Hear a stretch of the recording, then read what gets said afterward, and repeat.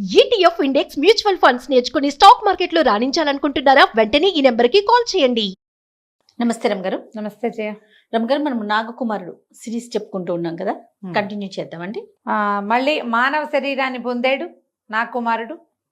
ఒక కొడుకు కూడా పుట్టాడు. వాళ్ళు ఒక వేరే ఇంట్లో ఉండేవాళ్ళు. అతను వ్యాపారార్థం బయట ఊరికి బయలుదేరాడు.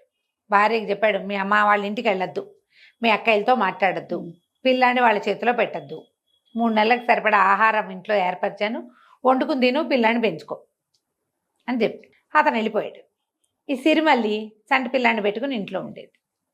అయితే ఈ అక్కయ్యలిద్దరూ వాళ్ళిద్దరికీ తెలుసు, మళ్ళీ మరుమల్లి వాళ్ళిద్దరికీ తెలుసు తమ మరిది ఊరు వెళ్ళాడని. ఏం చేసేవాళ్ళు, రోజు ఈ చెల్లెళ్ళ ఇంటి వైపుకి వచ్చేవాళ్ళు. ఈ పిల్ల ఏం చేసేది, కిటికీ దగ్గర కూర్చుని పిల్లాన్ని ఎత్తుకుని కూర్చునేది. వాళ్ళేమో ఏమే సిరిమల్లిని కేకేసేవాళ్ళు. కేకేస్తే తలుపు తీయవే, మేము వస్తామే మీ ఇంటికి అంటే, ఇది వద్దు వద్దు మా ఆయన ఒప్పుకోలేదంటే, పిల్లాడినైనా చూపించు పిల్లాడినైనా చూపించు అనేవాళ్ళు. పిల్లాడిని కిటికీలో నుంచి చూపించేది. వాళ్ళు కిటికీ బయట నుంచే వాడితో ఆటలాడేవాళ్ళు, కబుర్లు చెప్పేవాళ్ళు, పిల్లాడిని పలకరించారు. అంటే పిల్లాడు మరి 6 నెలలు 5-6 నెలల వాడు చక్కగా ఆము అంటాడు కదా. ఇక ఎంతసేపు రోజు తిరిగేవాళ్ళు వీళ్ళింటికి. వాళ్ళమ్మ వద్దనేది. వీళ్ళకి ఏంటంటే ఒక మంటగా ఉండేది. ఆల్రెడీ పాములోకి వెళ్ళి బతికి వచ్చినా కూడా అక్కయ్యలిద్దరికి వాళ్ళకి బుద్ధి లేదు. ఏంటంటే తమకి లభించింది చెల్లెలకి లభించింది. మొగుడే కాదు, ముద్దులు మూట కట్టే కొడుకు కూడా ఉన్నాడు. చిన్నపిల్లకి కొడుకు ఏమిటి, మాకు అసలు పెళ్ళిళ్ళే కాంది, అసలు మేం కదా అది వాడిని చేసుకోవాల్సింది. లెక్క ప్రకారం పెద్ద పిల్ల చేసుకోవాలి, అది కాకపోతే 2వ చేసుకోవాలి, 2 కాక 3వ చేసుకోవటం ఏమిటి, దానికి పిల్లాడు పుట్టడం ఏమిటి. అంతకుముందు బోళ్ళ సంపద ఉంది, శుభ్రంగా తినేశారు ఈ 2 ఏళ్ళ నుంచి. ఇప్పుడు వాళ్ళని సంపాదించుకోవడానికి వెళ్ళాడు. అవి వచ్చినప్పుడల్లా ఏమనేవాళ్ళు, ఏమే మాకు కూడా ఒక చెరుకో మొగుడిని తీసుకురమ్మని మీ మరిది గారికి చెప్పవే, ఇలా మాట్లాడేవాళ్ళు. ఏం మాట్లాడినా అది అనేది కాదు, ఏదో చిన్నపిల్ల అనేది అనేది. కానీ అక్కయ్యల మీద సాయంత్రం ఈ పూట కనపడ్డారు, మర్నాడు పొద్దున వాళ్ళు వచ్చే వేళకి అది పెద్దమ్మ వాళ్ళు వస్తారని పిల్లాన్ని కిటికీలో పెట్టుకుని కూర్చునేది. వచ్చింది. అక్కయ్యలు మరి చిన్నప్పటి నుంచి కలిసి ఉన్నారు కదా, అక్కయ్యలు రాకపోతే ఏమిటా రాలేదని వాళ్ళ కోసం ఎదురు చూసేది. ఏదైనా ఇంట్లో చేసుకున్న పదార్థాలు కిటికీల నుంచి అందించేది. ఇంతలో ఏమైంది, కార్తీక పౌర్ణమి ఏదో పండగ వచ్చింది. అట్ల తద్ది అందరూ ఉయ్యాలు ఊగుతున్నారు. అట్ల తద్దినాడు ఉయ్యాలు ఊగాలంటారు కదా. ఈ అమ్మాయి ముందు రోజు ఉపవాసం ఉంది, పొద్దున్నే పూజ చేసుకుంది, అట్లు పోసి ఇది పెట్టుకుంది. పక్కింటి ఆవిడకి కిటికీలో నుంచే వాయనం కూడా ఇచ్చింది. అక్కయ్యలు ఇద్దరు వచ్చారు. ఏమేమి సిరిమల్లి మేమిద్దరం ఉయ్యాలు ఊగటానికి వెళ్తున్నామే అన్నారు. ఈ పిల్ల నోరు తెచ్చుకుని చూస్తుంది. అంతపాటుకు వెళ్ళి మళ్ళీ వెనక్కి వచ్చారు. ఏమీ నువ్వు రాకూడదంటే నీకు ఎంతో ఇష్టం కదే ఉయ్యాలా అన్నారు. దీనికి చిన్నప్పుడంతా ఎంత ఉయ్యాలు ఊగేదో, 10 ఏళ్ళు వచ్చేదాకా ఉయ్యాల్లోనే కూర్చుని అన్నం కూడా పెట్టించుకునేది. ఇక ఉయ్యాల మీద వెంపర్లాటగా ఉంది, వెళ్ళిపోవాలని ఉంది. పైగా అసలు అట్ల తద్ది ఉయ్యాలు ఊగాలి రోజు. ఏం చేసింది, మా అత్తకు తెలిస్తే ఏమంటాడో అని బాగా ముందు వెనక ఆడి, సరే వాకిలి తలుపు గడి వేస్తుందిగా, వాకిలి తలుపు గడి అట్లాగే వదిలిపెట్టి పెరట్లో నుంచి తలుపు తీసుకుని పెరటి వాకిలి మళ్ళీ గడి పెట్టి పిల్లాడిని ఎత్తుకుని వాళ్ళతో పాటు వెళ్ళింది. మాకు ఇవ్వవే పిల్లాడిని అంటే ఇవ్వల. అమ్మో మా ఆయన ఒప్పుకోడు, పిల్లాడిని ఇవ్వనే, అసలు ఉయ్యాలకు రావటమే తప్పు, వస్తున్నాను అనుకో, వద్దు అన్నారు. సరే అందరూ వెళ్ళారు, 7 కలిసి వెళ్ళారు. ఊరంతా అక్కడ ఉయ్యాలలు ఊగడానికి ఒక నది ఒడ్డున చెట్టుకి ఒక 6-8 ఉయ్యాలలు వేశారు. ఈ సిరిమల్లి పిల్లాడు ఉన్నాడు కదా, అందుకని అది గబుకుని ఉయ్యాలు ఎక్కల. ఈ జనం అంతా ఉయ్యాలు ఊగుతున్నారు, కొంతమంది ఇళ్ళకి వెళ్ళిపోతున్నారు. తెల్లవారుజామున ఎప్పుడో తిన్నారు, ఎండెక్కేసరికి ఆకళ్ళు వేస్తాయి, ఏమైనా తినడానికి కొంతమంది అట్లా వెళ్ళిపోతున్నారు. అక్కా చెల్లెళ్ళు 3 మిగిలేరు అక్కడ. సరే ఒకళ్ళనొకళ్ళు ఉయ్యాలు ఊపుకున్నారు. పెద్దక్కయ్య చిన్నక్కయ్య చాలాసేపే ఊగారు. ఆ తర్వాత ఏమైంది, చెల్లెల్ని కూర్చోవే నీకు అసలే సరదా కదా, మేము ఊపుతాము, పిల్లాడినివ్వు అని అడిగారు. ఆ అమ్మాయి ఏం చేసింది, సిరిమల్లి, అబ్బో నేను ఇవ్వనమ్మా, ఒళ్ళో కూర్చోబెట్టుకుంటాలే పర్వాలేదని. అంతకుముందు ఆ అక్కయ్యలు ఇద్దరు ఉయ్యాలు ఊగుతుంటే తను ఒక ఉయ్యాల్లో కూర్చుని పిల్లాడిని పెట్టుకుని తనే ఊగేది. కాలుతో తోసుకుని ఉయ్యాలు ఊగచ్చు కదా. తను ఊగితే ఎంత దూరం ఊగుతాం మనం, మన కాళ్ళు ఎంత పట్టుకు సాగుతాయి, ఒక మాదిరి ఊపు. పిల్లవాడు కేరింతలు కొట్టాడు, వాడికి నచ్చింది ఉయ్యాల. అందుకని ఏమంది, ఎవరైనా ఊపాలి. ఉయ్యాల లక్షణం ఏంటంటే మనమే ఊగటం కాదు, ఇంకొకరు వెనక నుంచి ఊపితేనే ఆ ఉయ్యాలు ఊగినట్టు. నేను పిల్లాడిని ఎత్తుకుని కూర్చుంటా, మీరు ఊపండి అనేసరికల్లా సరే అక్కా చెల్లి సరేనన్నారు. వంతుల వారీగా ఊపారు.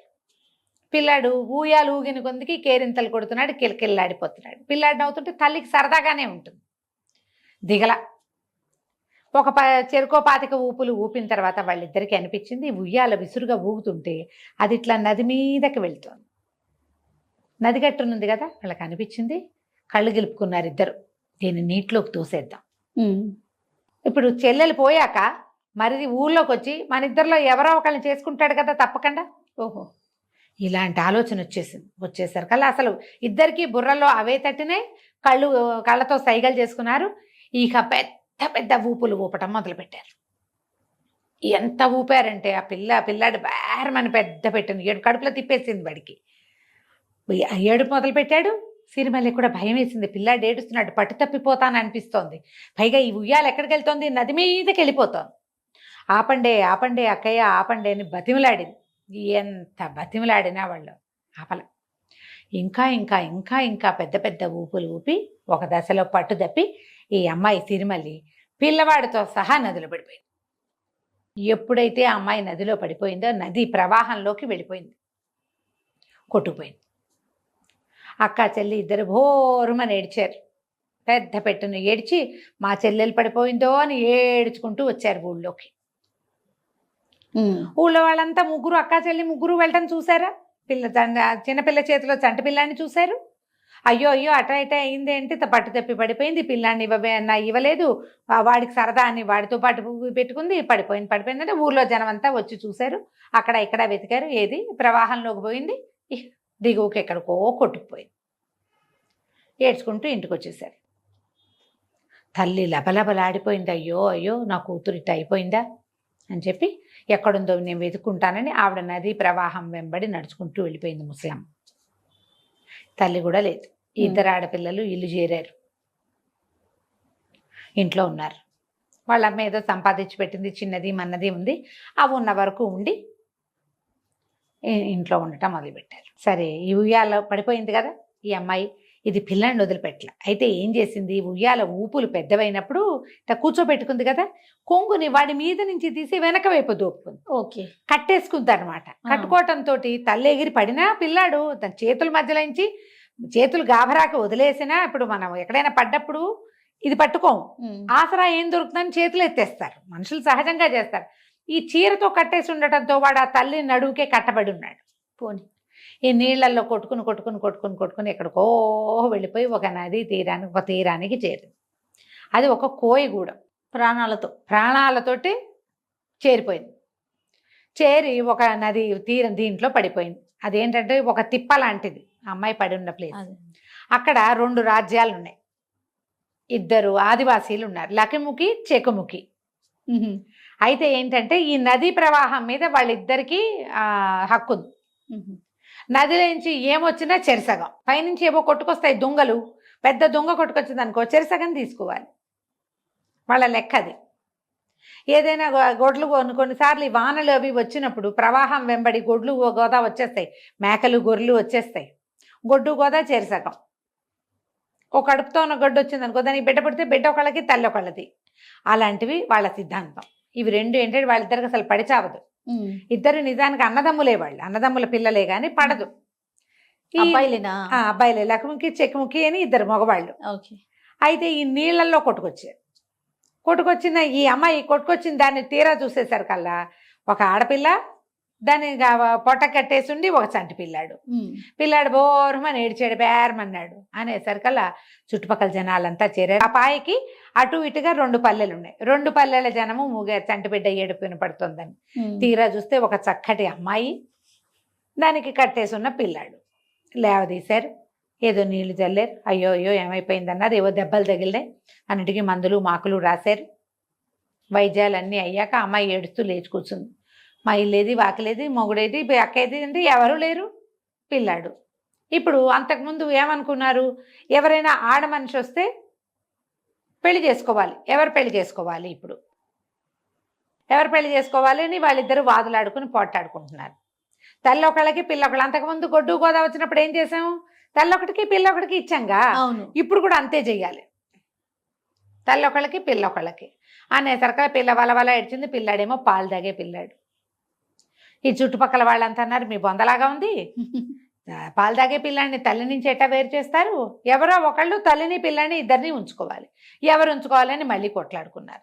ఆ పిల్ల వాళ్ళకి పెళ్ళాం అవుతుంది. ఓహో. ఈ డిస్కషన్ అంతా అర్థమయ్యేసరికి ఆ అమ్మాయి గట్టిగా ఏడ్చింది. అన్నయ్యలు మీరెవరో బతికించారు నన్ను, తండ్రి లేడు నాకు, మీరే మా అన్నదమ్ములు అనుకుంటాను, ఏదో గతి తప్పి ఇక్కడికి వచ్చాను, నాతో మీకు పెళ్ళి ఏమిటి, నేను వివాహితని, నా కుమారుడు ఉన్నాడు, నా భర్త చాలా గొప్పవాడు, పెళ్ళి గిళ్ళి కుదరదు, ఎవరింట్లో ఎందుకు, ఇద్దరు అన్నయ్యల ఇంట్లోనూ ఉంటాను నేను, ఓ రోజు ఇక్కడ ఉంటా, ఓ రోజు అక్కడ ఉంటా, మీతో పాటు ఉంటాను కానీ మిమ్మల్ని ఎవరిని నేను పెళ్లి చేసుకోవడానికి వీల్లేదు. పిల్లాడు చక్కా పొతకల్లే బాగున్నాడు, వాళ్ళకందరికీ పిల్లలు సామాన్యమైన పిల్లలు, పైగా అడవిలో ఉండటం వల్ల కొంచెం రంగు తక్కువ పిల్లలు, వీడు తెల్లగా మెసిమెసిలాడుతూ పాల రంగుతో ఉండేసరికి పిచ్చి ముద్దు పట్టలేకుండా ఉన్నారు వాళ్ళు. వాళ్ళకి రకరకాల ఊహలు వచ్చినాయి. దీనికోసం ఎవరైనా వస్తారేమోనని వాళ్ళకి అనిపించలే. పోన్లీ తల్లిని పిల్లాడిని ఉంచుకుంటే పిల్లాడు పెరిగి పెద్దవాడు అవుతాడా, మన పిల్లల్లోనే ఓ పిల్లనిచ్చి వీడికి పెళ్లి చేస్తే అంటే బుడ్డాడికి అప్పుడు చక్క ఇటగే తెల్లగా పాల రంగులు ఉండే పిల్లలు పుడతారు, జాతి ఉద్ధరించబడుతుంది. పెద్దవాళ్ళు ఇద్దరు ముసలమ్మలు ఎవరో ఉన్నారు ఈ 2 గూడెల్లోనూ. ఈ గూడెం ముసలి వాళ్ళు ఏమన్నారంటే ఈ పని చేద్దాం, పిల్లాన్ని పెంచుకుందాం. ఓకే. తల్లిని పిల్లని పిల్లాన్ని పెంచుకోవాలంటే మనం తల్లి వాడికి కావాల్సిందే, అంతేగా. దానికి పెళ్లి గిళ్ళి చేసుకోవడానికి వీల్లేదు. అమ్మాయి ఎలాగో అన్నయ్యలు అంటుంది కాబట్టి 2 గూడాల వాళ్ళు కలిసి తండ్రి తల్లిని పిల్లాన్ని పోషించుకోవాలని వాళ్ళతోటే ఉంచుకున్నారు. బాగుంది. ఇంకేముంది, ఇక ఈ పిల్ల వీళ్ళతో పాటే ఉండిపోయింది. ఎంతకాలమో కొంతకాలం గడిచింది. అయితే చాలా రోజులు అయిపోలే, ఈ పిల్లాన్ని వేసుకుని ఆ నది ఒడ్డున కూర్చుని ఉండేసరికి తన అమ్మాయికి ఒక సర్పం కనపడింది. ఈ అమ్మాయి ఆ సర్పం చూసేసరికల్లా వీళ్ళకి మేకపాలు అవి ఉంటాయి, తెచ్చి కాసిన పాలు పెట్టి రోజు దండం పెట్టేది. నాగరాజా, నా భర్త ఎక్కడున్నా నాకు అప్పచెప్పు, నన్ను నా భర్తకి చేర్చు, నేను ఇక్కడికి ఎక్కడికో వచ్చేసా, ఇది మా ఊరు కాదు, మా భాష కాదు, మా రకం కాదు, నన్ను మా అమ్మ దగ్గరికి నా భర్త దగ్గరికి చేర్చు అని ప్రతిరోజు ఆ సర్పానికి పాలు పెట్టేది. ఈ సర్పానికి అమ్మాయి చేసిన పూజ ఎలా ఫలించిందో మనం వచ్చే భాగంలో చూద్దాం. తప్పకుండా. కానీ భలే ఇంట్రెస్టింగ్ ఉంది రమ్మగారు, చాలా బాగుంది. నమస్తే అండి. నమస్తే చే.